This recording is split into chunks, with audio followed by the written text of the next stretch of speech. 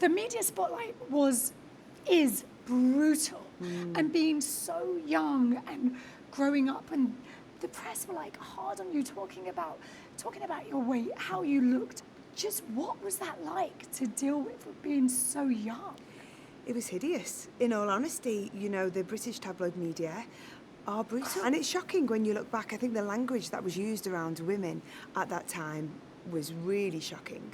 So that was hard as a young person, especially being quite vulnerable, being in the media spotlight, you know, being under a huge amount of pressure, that things started to escalate. I became very self-conscious about my body image, and I was being more and more restrictive with my diet. I was exercising more, and it just got to a point where it really did get out of control, and I was very unwell.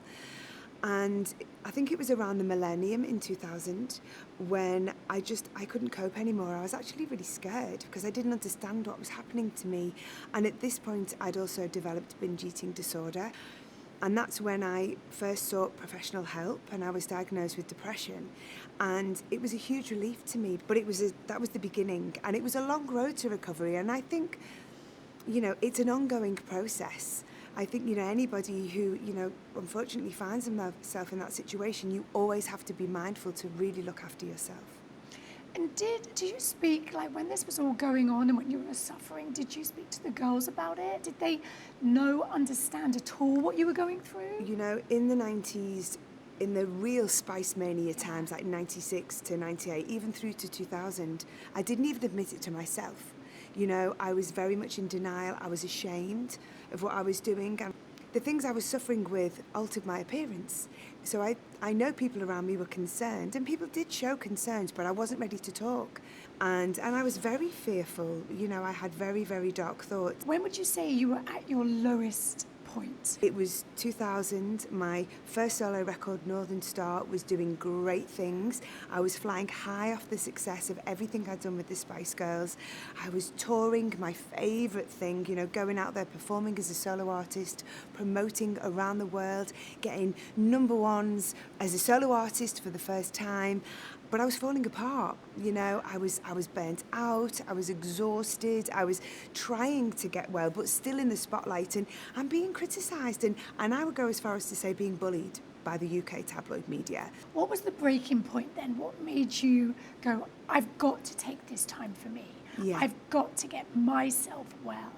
You know, I mean, I did it all in the spotlight. I continued to work. I'd be on the floor in my dressing room, absolutely in floods of tears. And then, you know, I used to have this little joke where you switch the switch, and I know lots of performers will know, you know, the show must go on, you know, the old adage. And I would like flick the switch and there'd be all smiles. But inside, I was broken. It's been loads of amazing moments, but it's been very hard. Yeah, so, I mean, I wouldn't change anything, you know. I feel so fortunate. I've absolutely lived my wildest dreams and fantasies.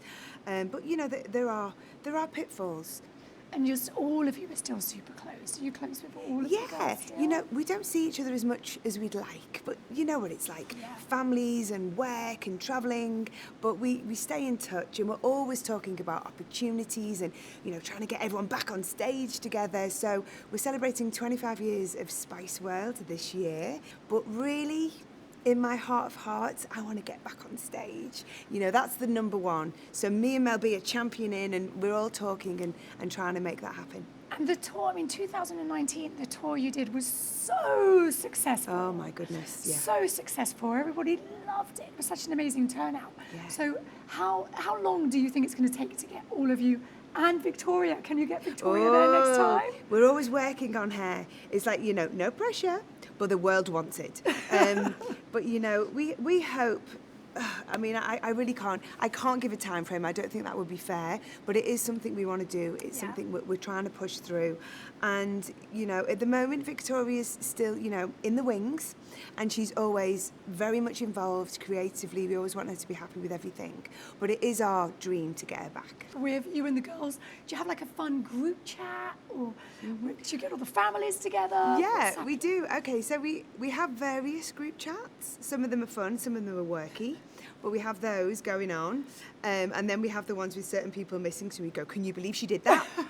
We all have those at our friends. What's next for you? What's in the future? Oh, you know, it's been wonderful doing the book. It's been lovely to reminisce. But I've kind of missed my music.